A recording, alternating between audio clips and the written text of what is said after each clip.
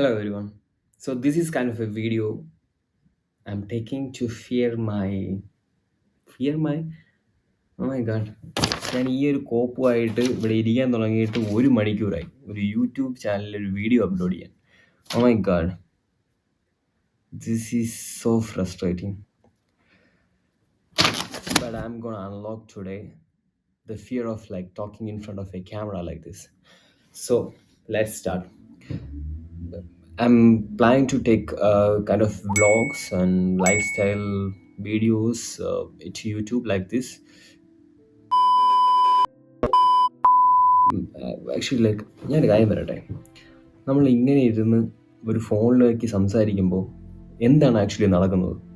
ശരിക്കും പറഞ്ഞു കഴിഞ്ഞാൽ നമ്മുടെ ഉള്ളിൽ I think like this is my perspective, I don't know like it's right or wrong, but how the society is gonna take this, like how the society is gonna judge us.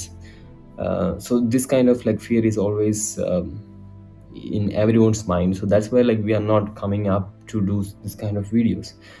So today I'm gonna unlock that. Like I don't care about I really care, but I want to like come out from that. So let's start. ഞാൻ ഇപ്പോൾ ഉള്ളത് ഫ്രാൻസിലാണ്. നിങ്ങൾ ice hockey മത്സരം കണ്ടിട്ടുണ്ടോ? ഞാൻ എൻ്റെ ലൈഫിൽ ആദ്യമായിട്ട് കഴിഞ്ഞ ആഴ്ച ഐസ് ഹോക്കി മത്സരം കാണാൻ പോയി. നിങ്ങൾ ആദ്യം കണ്ടിട്ടോ, എന്നിട്ട് നമുക്ക് ബാക്കി സംസാരിക്കാം.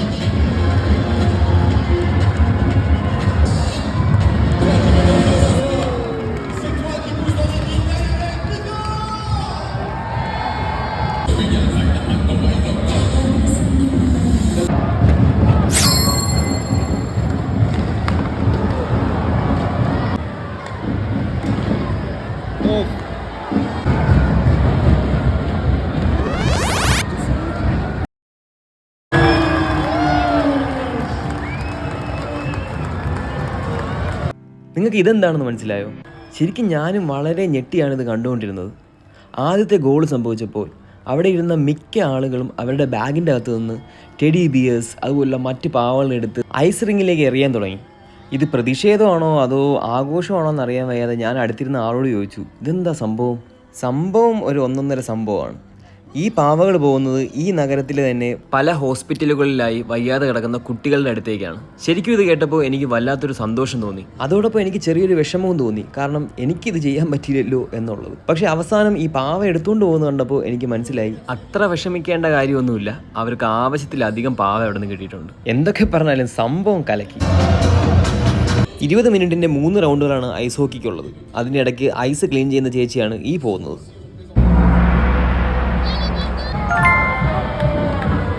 ശരിക്കും ഇത് 2 സിറ്റികൾ തമ്മിലുള്ള മത്സരമാണെങ്കിലും എനിക്ക് തോന്നിയത് ഇതൊരു അന്താരാഷ്ട്ര മത്സരമായിട്ടാണ്. അവസാനം നൽകിയ 5 മിനിറ്റ് എക്സ്ട്രാ ടൈമിൽ ഞാൻ താമസിക്കുന്ന നഗരമായ ബോർഡോ ഈ ഒരു ഗോൾ നേടി വിജയിച്ചു.